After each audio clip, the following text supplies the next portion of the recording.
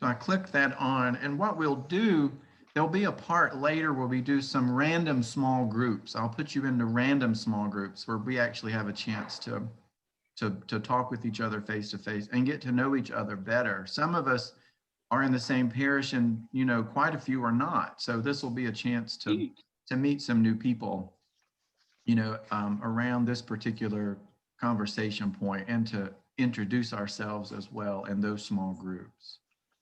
Just to lay out what this particular afternoon will look like, I'm going to make a presentation. I've put together a PowerPoint to make it easy to follow for those who are visual as well as oral learners. So I'll have that to be able to flip through. And then we'll have a time for small groups for about 20 minutes with a guided question that I'll give you. And then we'll come back into a larger group and do some harvesting work in this intro conversation piece around what this particular idea is to have a school for Christian practice.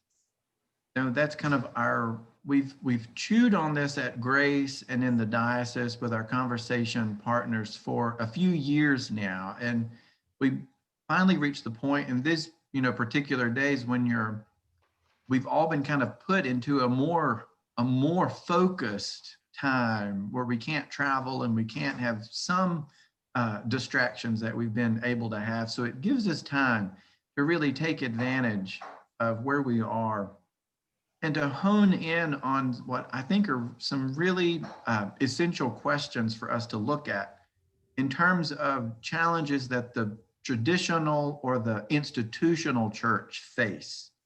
And some of this, language we will dig into together starting today. And then just so you know, this conversation will just be ongoing. One of the brilliant things about COVID tide is that it does give us a chance to do Zoom with new friends from Jersey and from outside of Washington and from all over middle and northern Georgia looking at the screen. And so we'll just keep this conversation going, and I'll lay out to you some opportunities that we're going to look at for the rest of this spring that people are welcome to join and to share their voices in and their perspectives. So that's what we'll do today. And then to close, Cheryl Kelly, who's our Director of Christian Formation, Cheryl will give a closing prayer at the very end, and then we will go from there.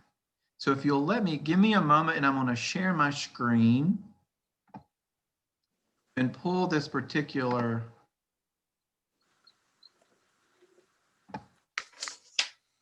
PowerPoint up.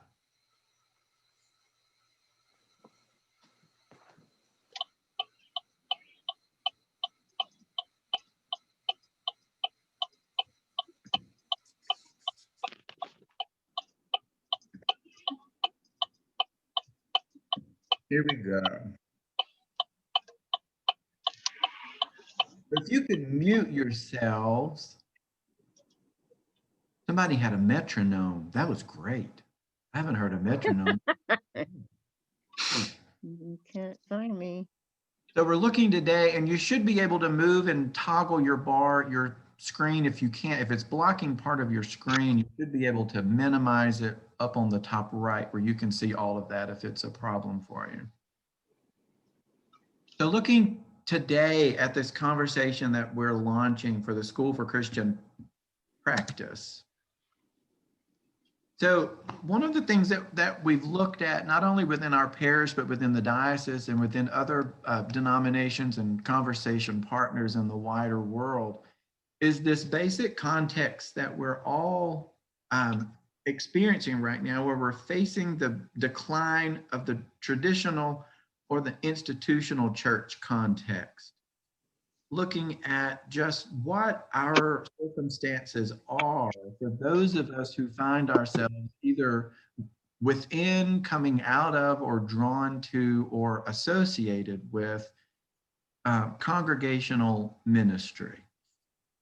So across the board, and we're going to get into this in our conversation with some actual figures that we can look at that really show what the situation is that we're all facing, looking at membership and attendance and participation, looking at this conversation around what the trends are, what the reality is that we're facing at this moment.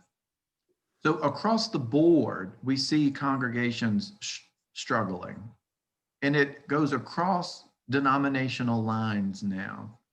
So on one hand, we can really see this as a crisis, for people who very readily identify with the institutional model. This can be seen as a crisis, especially those who were older, who really lived within a period of time, say coming out of the 1960s and 70s, where it seemed like everyone went to church.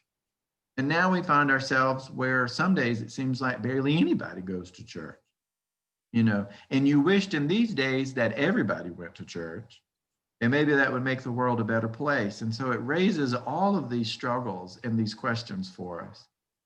So on one hand, it can be seen as a crisis, but on the other hand, what I invite us to look at is how it is a remarkable opportunity to re-envision just what congregational ministry actually is and can be, given where we find ourselves, and to take advantage of what really we can say is the energy in the room around shifts in customs and shifts in ways of thinking. So that's what I want to invite us to see with these central questions of what do we see and what do we discern? And this is a loaded question for me because it's both on a personal level and a communal level. What do we see? What do we discern, both in our personal selves and also in whatever context or denomination or organization that we find ourselves in? What are we noticing and what are we paying attention to on all of those levels? There's some very important recent studies that I want to make sure that you're aware of in terms of just what the story is that we're actually seeing right now. One of them is from the Fetzer Institute. The Fetzer Institute did this remarkable in-depth spirituality study. I commend to you. We're going to pull a few pieces out in our conversation, but it's looking at this central question in all of its myriad embodiments to say, what do people understand spirituality to be, and how important do they find it in their lives?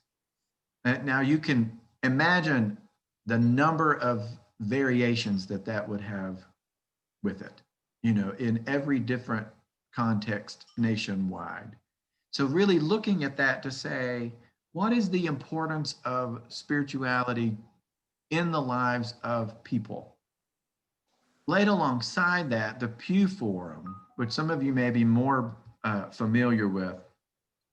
The Pew Forum, they continue to do remarkable work around looking at different trends to say, what's the context that we find ourselves in, given this decline in Christianity, in the institutional sense of the word. So drawing on these two particular studies and some other conversation partners, this gives us the chance to really focus our attention and do some deeper work. So we ask ourselves, what story is actually being told if we take the time to pay closer attention, and what lessons can we learn, and what invitations are we being given the particular challenge that we find ourselves in. From the Pew Research Forum, this work was done toward the end of 2019, compiling a decade's worth of data and questions that the Pew Forum asked. So these trends exist across denominational lines with both Catholic and Protestant, to use those particular categories. Some people, I don't consider myself Protestant, I consider myself strange, and just falling into different categories across the world, the sense of what Christianity is. So to use those categories, there's no denomination. And this is, important to really look at. There's no denomination that is not affected by this. Looking at these the decreases in identified membership. So if you look at this chart, the percent of U.S. adults who identify as Christian, you can look on there from 2009 has gone from 77 to 65, looking at this particular trend. So over the past decade, you see that level of decline. And if you look underneath that, the religiously unaffiliated, which these would be the nuns that we've heard about, not the ones in the habits, but the NONES, as Mary talked about this morning, if you were at Grace and heard her sermon. The nuns, the percent of people who were unaffiliated have grown from 17 to 26. So over the past decade, that's the particular dynamic that we find ourselves in. But these are important data to keep in mind. So if you look at this particular chart looks at church attendance. So if you look at the landscape of church attendance right now, this is also a fascinating one. The blue line is monthly or more, and the gold line is a few times a year or less. So you can see that around 2014, they met, kind of a 50-50. And since then, you see how they've diverged. The particular people for whom going to church every or most Sundays is what they do, and then others who go occasionally. Now, a curious thing, if you are of the Episcopal persuasion, to be a member in good standing in the Episcopal Church, you only have to go to church 2 or 3 times a year, which I think is fascinating. So we'd like to think that you have to go half the time. But the fact is, in terms of, the canons of our particular denomination, that's where that is. But I think this is a very interesting chart. It tells us some things. It does not tell us a lot of other things. One of the things that it does not tell us is how involved and engaged that people are outside of the traditional Sunday framework, which is also another piece of this conversation to say, where do we find ourselves in these days? And how do we understand church as a whole as being other than the particular Sunday morning framework that so many of us grew up with? The Fetzer study, when they really started to dig into this and gather data from people, there are fascinating things that came out of that. One of them is that 68% of people believe that their spirituality guides how they act in the world, and 86% of people consider themselves to be spiritual. So what I'm curious about it, if so many people self-identify as spiritual, why do we see such a decline in participation within traditional church contexts? You lay those two alongside each other, I think there's some interesting complexity that we can pay attention to. And these are the questions, to put a fine point on it, that I think we're being called to look at. If so many people readily identify as being spiritual, what's going on if more and more people are not participating in congregational life? In the Episcopal Church, the particular work that's been done around that question comes from the Forward movement, and it's a particular survey called Renewal works. Other denominations are doing incredible work within their own context, looking at that particular question around how do we pay attention to what the story is around the juxtaposition of those two dynamics. So many people readily identifying as spiritual and less people participating on a congregational level. What the Renewal Works finds is fascinating and very convicting when we start to dig into that, because it points out the failure of the congregational structure and the failure of leadership to really nurture the heartfelt desire of people.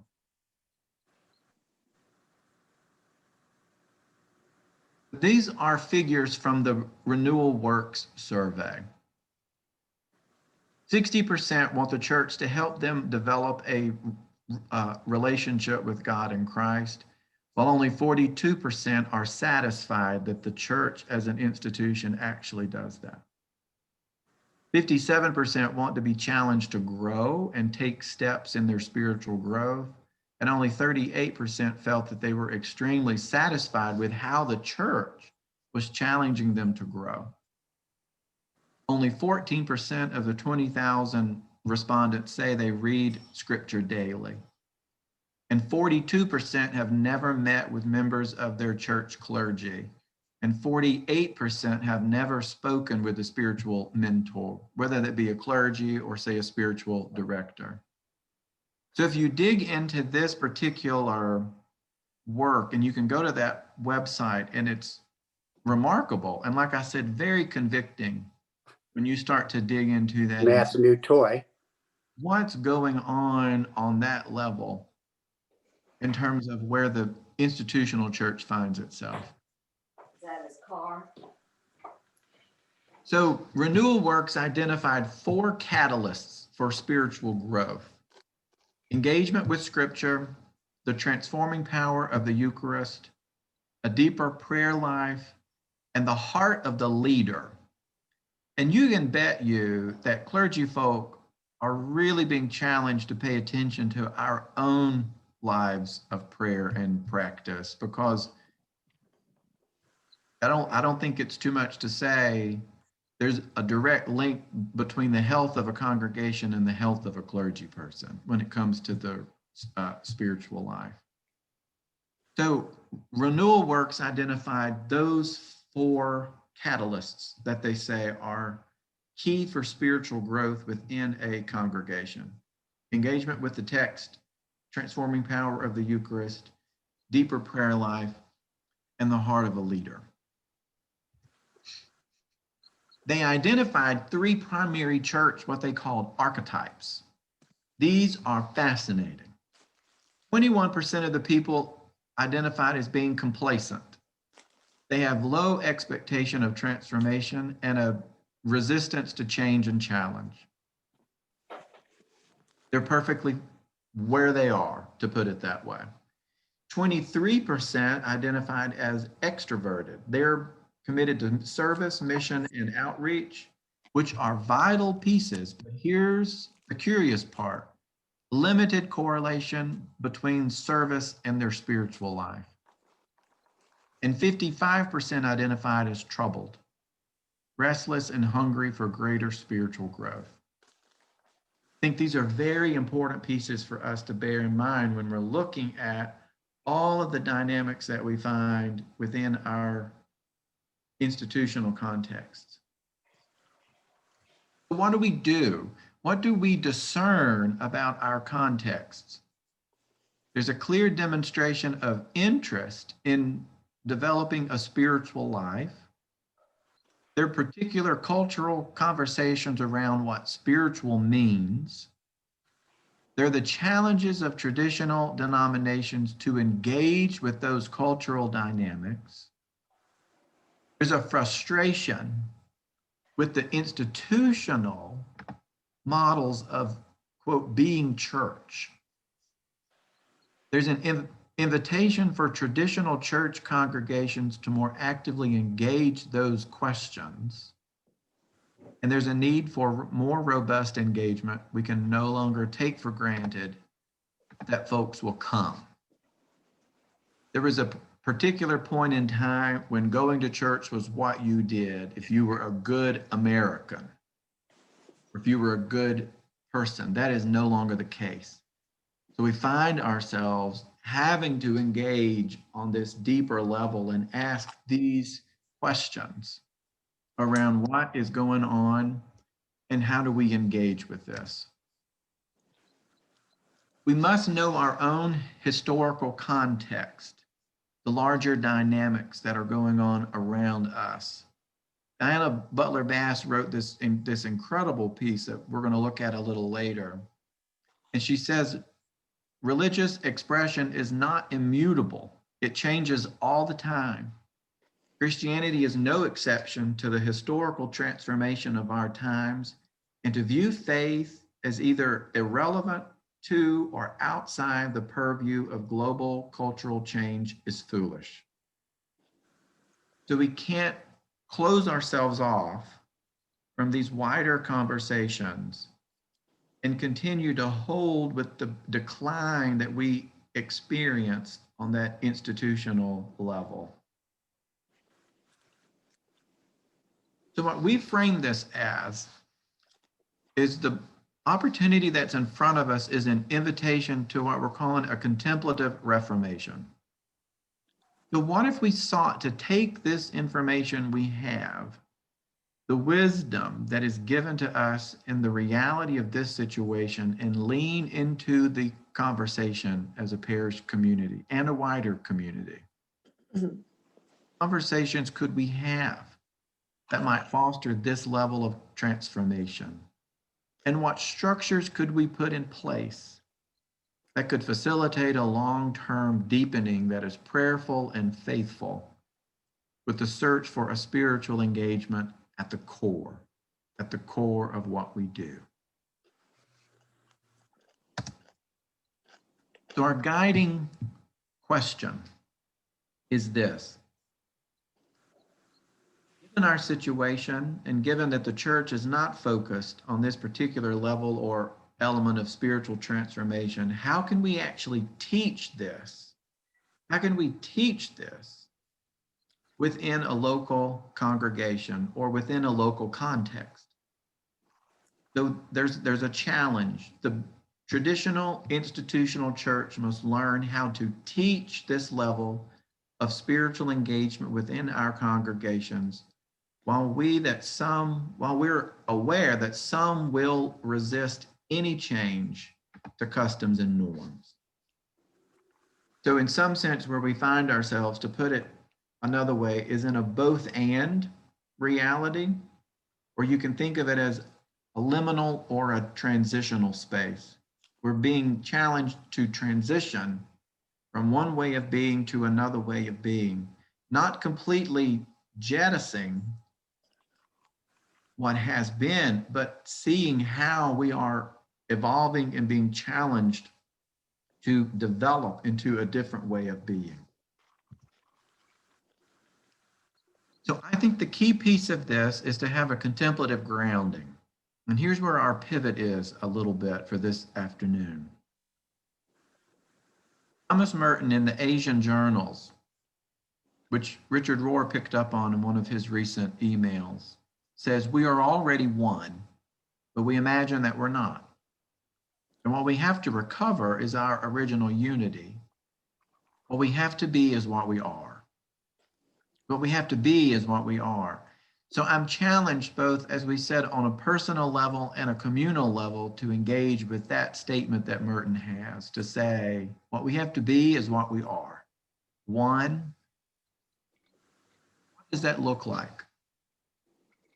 Well, this is from the Book of Common Prayer, and it's translated into multiple denominational contexts that all speak to this.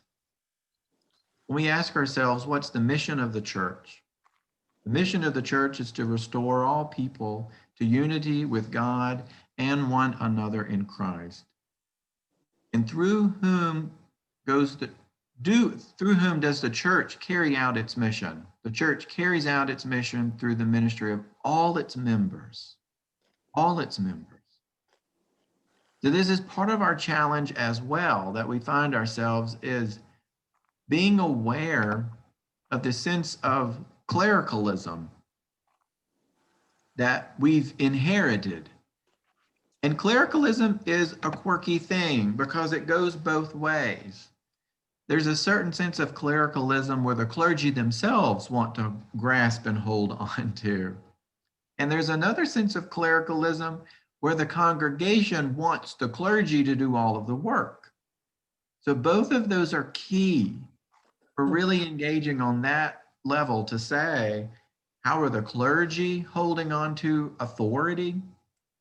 And also, how is the congregation at large projecting or expecting the clergy to be the one to do all of the spiritual work and hold the whole dynamic for this transition that we're being invited to really explore? So both of those pieces, I think, are key. Restoration then lies at the heart of what we understand the church's mission to be. And restoration speaks to cultivating this deeper awareness of our unity with one another, with and through God in Christ. And out of the awareness of our union, we embody Christ's compassion in the world as we promote justice, freedom, and peace. The awareness of our union is the absolute key to renewal. But this is a key piece to bear in mind, is that, to go back to what Merton said, at the heart of who we are revolves around this sense of our awareness of our union, of that deeper level of what our identity is. This is another piece from Merton that I think that speaks to this in a powerful way. What is the relation of contemplation to action? Or you could put it this way, contemplation to embodiment. Or you can put it this way, being to doing. There's lots of ways to come at this. He says simply this: he who attempts to act and do things for others or for the world without deepening his own self-understanding, freedom, integrity, and capacity to love will not have anything to give others. He will communicate to them nothing but the contagion of his own obsessions, his aggressiveness, his ego-centered ambitions, his delusions about ends and means, his doctrinaire prejudices and ideas. I think that's a very big challenge for us to consider when we see so many needs around us in the wider world, and we ask, how do we engage with that? How do we, what can we do? What can we say? What can we do? How can we promote peace? How can we promote justice? And Merton and the wisdom of the Christian contemplative tradition, it's important that they anchor it in union, in an awareness of our union, to say who we are on that deeper level, and our awareness of that will flow out of us. And that's what we will embody when we look at the challenges that we face. So on the institutional level, in terms of the congregation, we're challenged to move from program maintenance to a prayerful posture. From program maintenance to a prayerful posture. So given the story that we're hearing and our own experiences, how can we reimagine our shared work within the traditional institutional church context? How are we being called to foster what we've seen as a contemplative reformation within our congregational settings? And what are ways that we're being asked to reimagine the identity of the parish church or the congregation in these days, so that that deeper space of spiritual growth that we've seen with Fetzer and with others, that deeper drawing and seeking and searching is nurtured so that transformation can take place. I want to introduce you to Dorothy Soul if you have not heard of her. She was an incredible German theologian. And she wrote this pivotal, wonderful book called The Silent Cry, Mysticism and Resistance. And I love this quote from her. I keep this book close at hand sitting on my desk. Admittedly, she says, every religion has its mystical component, but only in a form that is manageable and capable of keeping the fire under control. Now, I think that's fascinating when you look at the context of the deep spiritual seeking that so many express and the decline on the institutional level, to wonder if this might actually be a way to engage that particular dynamic, to say, have we kept it under control so well? So well, we've done such a good job. Here's a couple of other lines from her. The repulsion of experience, as well as the fear of engaging it, represents a kind of spiritual suicide that at the turn of this century continues to cause church membership to decline. As the Flemish mystic Jan Rusbroek put it, this is our challenge to see this, she says, that God is common, that is to say, accessible to everyone. Rusbroek talks about the outpouring, mild mutuality of the divine nature and about the human being who is amazed at God's mutuality. So what Dorothy Soul wants us to see is this mystical impulse, this drive for that deeper spiritual engagement that is within us. How is the institutional church challenged to embrace that and welcome that and nurture that? And what are those parts in ourselves that want to resist it? And why is that? Why do we want to keep it under control? This particular piece is from Brother David Steindl-Rast, who you might know, Benedictine monk, and we've used this in different classes. His article that I commend to you, The Mystical Core of Organized Religion, looks at what he says is the trajectory of any practice of faith, to put it that way, any religious tradition. So when you look at the movement, you have the heart of religion on the left with the founders' mysticism that expresses, and there's an outpouring of truth, goodness, and beauty, that over time the mind refracts. Humans do what humans do. And the intellect interprets, the will makes a commitment, and the emotions celebrate. And so you get religion as an institution, to put that there, that takes these experiential pieces and enshrines them in doctrines, ethics, and ritual.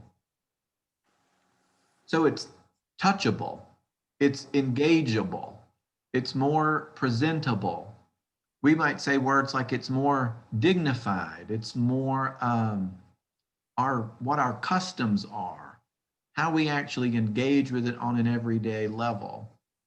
And then he says you have historical influences over time, different pressures. You can think about all of the movements within Christianity, the Reformation, the Counter-Reformation, all of those pieces, and you get doctrine becomes calcified into dogmatism, ethics becomes calcified into legalism, and ritual, that sense of that alive engagement, becomes calcified into ritualism. So I think this is where we find ourselves in so many ways on the institutional level, if we're honest. And what we're struggling with is this is what we've inherited on that particular level. And as Fetzer and others say, what's going along with that is that 86% of people identify themselves as spiritual. And 68% of people say that their spirituality greatly influences the way they make decisions. So the challenge on the institutional level, to put it in Brother David's terms, is this piece of the heart purifies. That's the space that we're called to step into. The heart purifies, to say, what is that dynamic like? That particular space. And what do we nurture? What practices do we nurture? What conversations do we nurture so that we move from the isms into what he describes as the religion of the heart? That we have this more robust engagement with this deep spiritual center of our own selves, and that comes alive for us. I think that's a fascinating way and a very helpful chart to kind of keep at hand, because it does not matter what denomination that people identify with. This goes on across the board. It doesn't matter what faith that people identify with.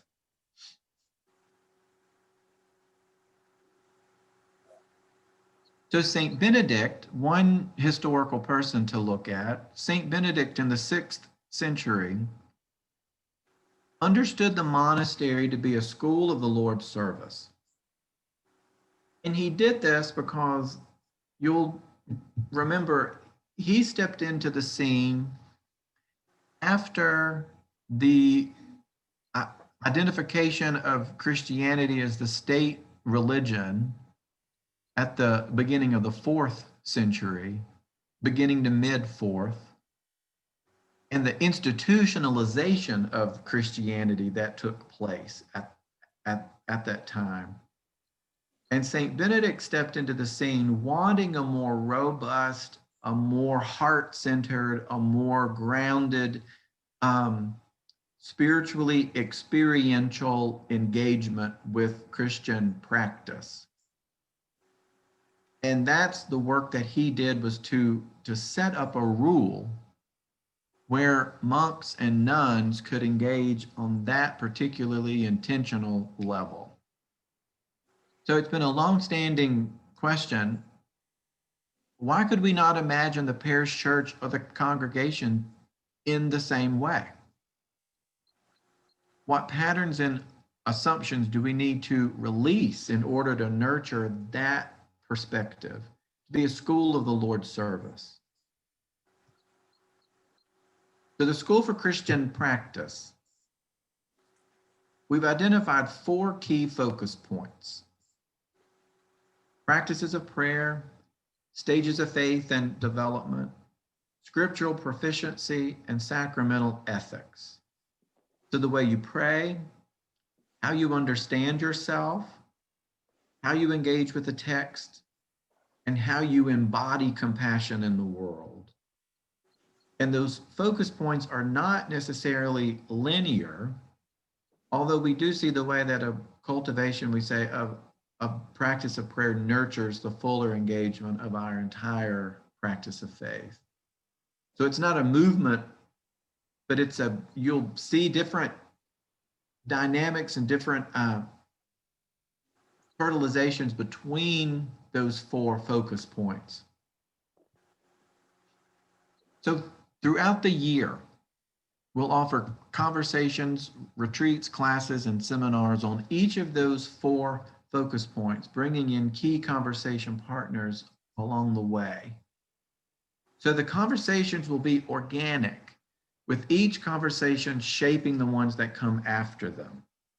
And this is a very important point that Cheryl and Cynthia and I have looked at, to say, we're not coming at this with some predetermined idea of 3 years worth of, classes with a certain,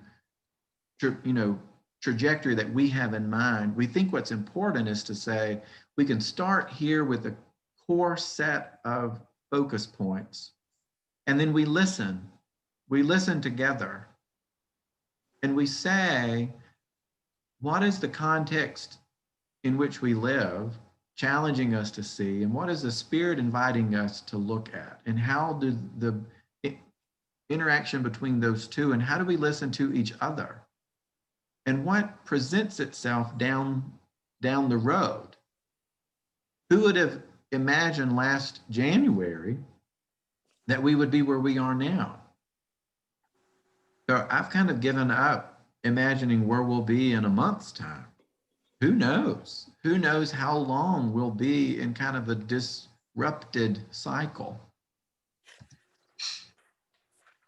So the first piece will be a community book study looking at this particular work by Diana Butler Bass, Christianity After Religion.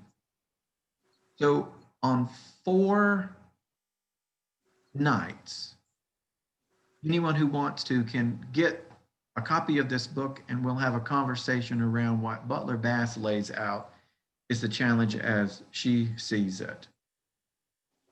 To look at who do we understand ourselves to be on that institutional level, and what challenges do we face.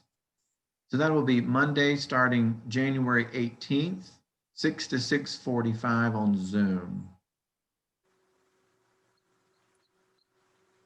After that, Cheryl will lead a class starting on March the 1st, Mondays at 6 on Zoom, called Are We There Yet? Learning to recognize the process of spiritual maturation. So I think this is fascinating. We need language to understand where we are and who we are at this particular point in our life, and how we're being called to mature and grow. So Cheryl's going to lead us in that conversation starting in March. And I think it'll be very, very helpful. She said to begin to understand the spiritual needs of individuals at different stages of life in order to cultivate compassion and awareness for ourselves and others, so that we can support one another along the way and begin to find new ways to approach conflict, given the pressure we feel in these days. So that will be our focus during Lent. After Easter, Cynthia Park is going to do a 4-session class on Scriptural Proficiency with a class called What Are You Not Telling Me? Learning to read between Scripture's lines. This is going to be a fascinating class. She said there's a long tradition in Judaism and Christianity in using holy imagination, and yet there's a backstory that often has its own challenges. The truth is that both are intended to invite us into a practice of asking questions about justice, mercy, humility, and faithfulness. So, and she'll be a perfect person to look at that. So what we also see is how we have an interconnected framework for formation. And this goes back to, a conversation that Jonathan and Mike were having before we started the call around what our practices do and how they shape us. Look at all of these different pieces that we have in our life, from yoga, centering prayer, parenting classes, and then to ask ourselves, how do we understand the liturgy? How do we understand what we're doing on Sunday mornings and on Wednesdays and at other times as well? How do we see our prayers, our singing, our reflection on Scripture, and our engagement with the wider community? And also, in terms of the sacramental ethics, how do we see our traditional outreach being nurtured by this awareness of a union? To go back to that, how do we understand that? Because at the heart of it all is our heart. And this is a key point too. She says, Diana Butler Bass says, in this terrain, changed minds and hearts, that is what we think about ourselves, God, and the world, precede institutional change. Which means, of course, that those people who seek to change minds by changing institutions are probably working backward. I think that's a remarkable challenge to hold, to say it's that old, aphorism, you can't give what you don't have. And how can, on that institutional level, can we nurture the type and the depth of inner work that we really need to do? So inner work leads to outer transformation. We've returned to Merton and his insight that our task or shared vocation is to foster an awareness of our oneness, our unity with one another in, with, and through Jesus Christ. And by intentionally and focusing our attention here at that deeper point, we seek to participate in the Spirit's guiding work and thus take our place in nurturing the transformation of our world, rooted in the Spirit's movement and not our own egoic tendencies.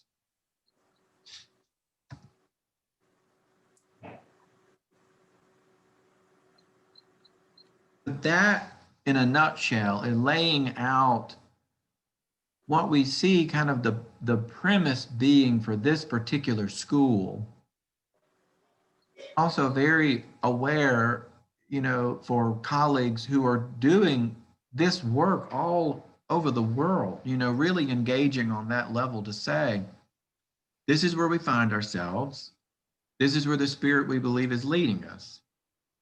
What risk are we being invited to take? What level of imagination are we being invited to embody? And what might those conversations look like? So I wonder if anyone has any opening questions, and then we'll have some time for small group.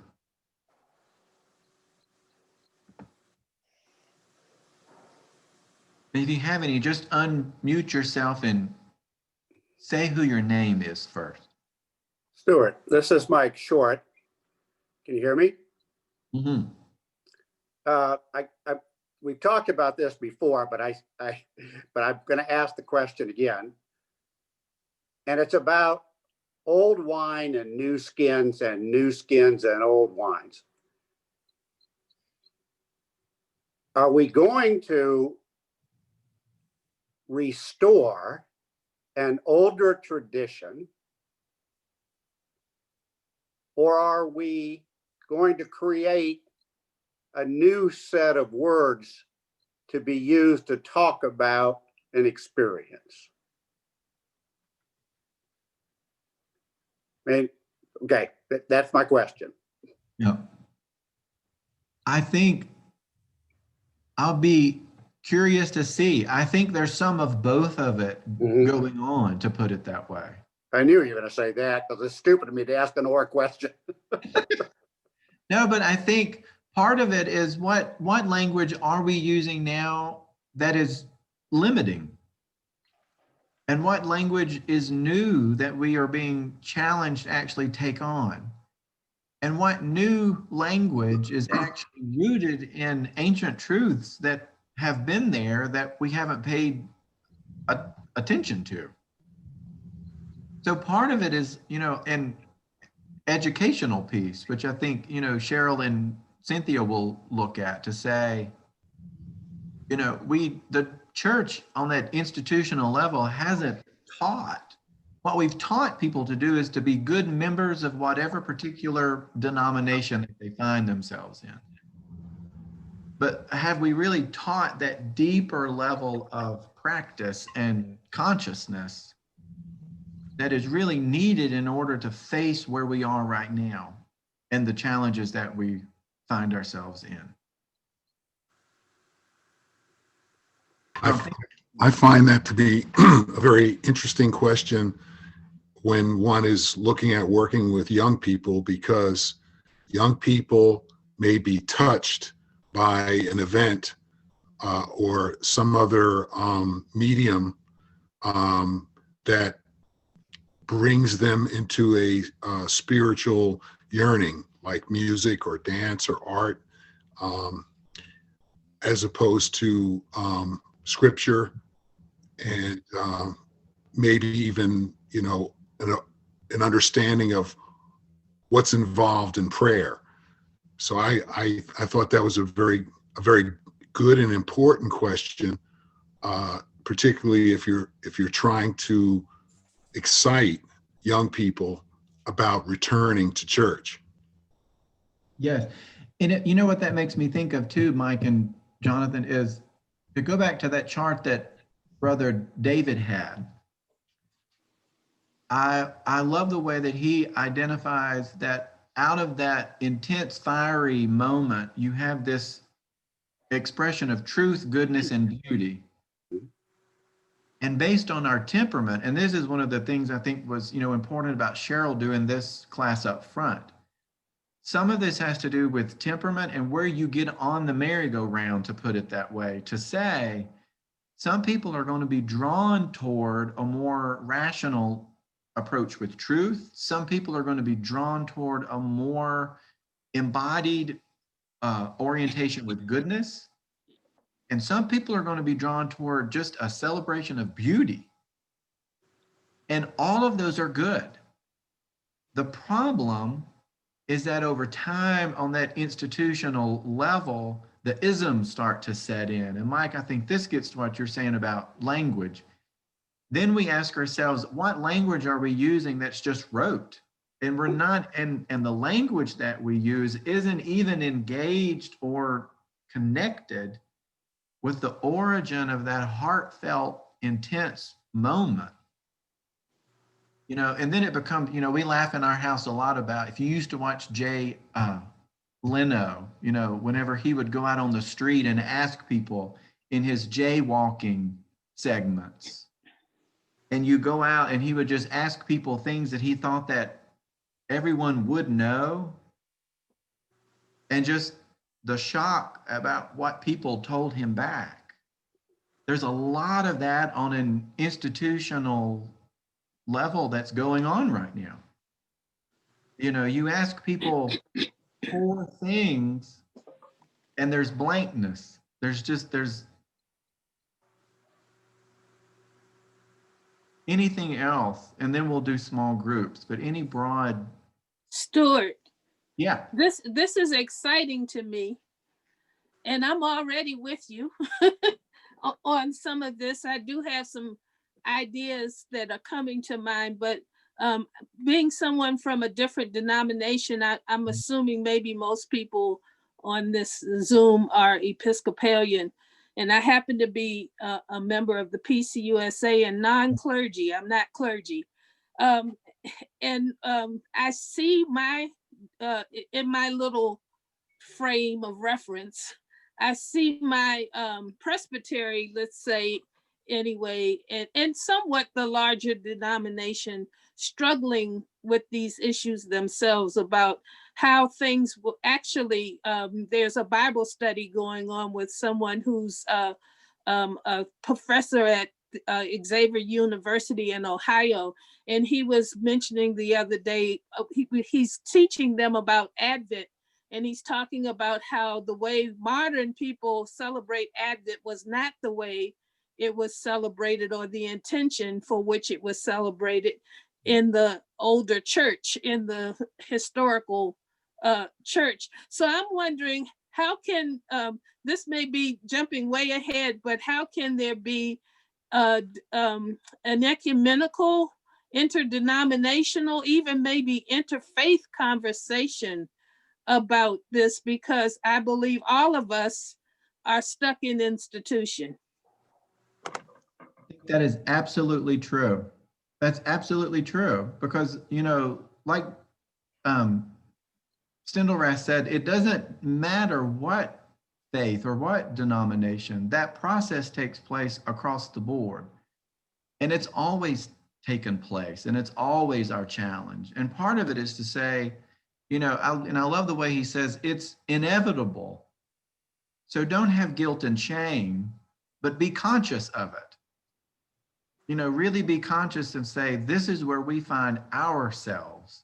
Other people found themselves at different spots at different times, but this is where we find ourselves.